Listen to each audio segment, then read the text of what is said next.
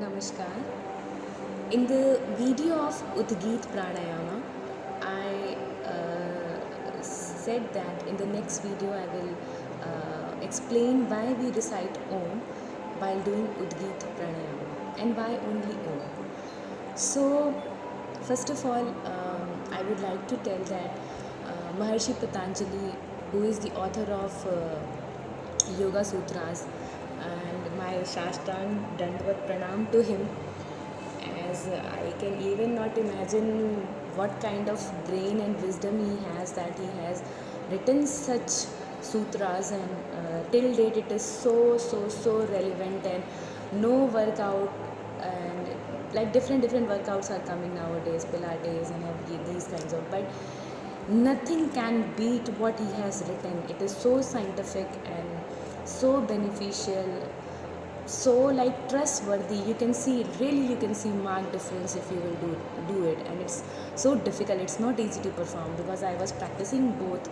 So coming to the main point, why we chant Om.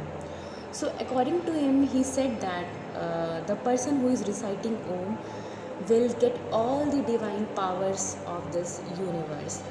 So this is the thing he has said, because it is a holy word in the scriptures, and it is meant for the most purest form of name of the God. But coming to the other points, Om is a complete word, and it is not pronounced as Om. It is pronounced as AUM. It is Om. So these three words have very deep meanings. Coming, I will later on come to that point. But there are so many different people in the world, and they speak so different languages. Every what they spell, the sound comes very differently, but there is one sound that comes from very deep within, that is Om. And when we pronounce Om, our two lips doesn't touch. Om comprises of three words, A, U and M. There is a traditional way of chanting Om. So it is just not a combination of these three letters only. All these three letters have a specific role in this pranayama. There are some indications that each of these words depicts, and those are as I can explain. A indicates the awakening state or Jagrit Avastha. This pranayama includes the awakening of Kundalini. U indicates the dream state or Swapna Mudra. After the awakening of Kundalini, your mind starts revealing the entire stress out of your brain. Hence, this pranayama calms the mind and connects the divine energy to your body. M indicates the deep sleep state or Sushupti Avastha. Your mind starts revealing stress from your body. As a result, your body and your mind start to be in a relaxing mood. Om is a natural sound that comes without any collision.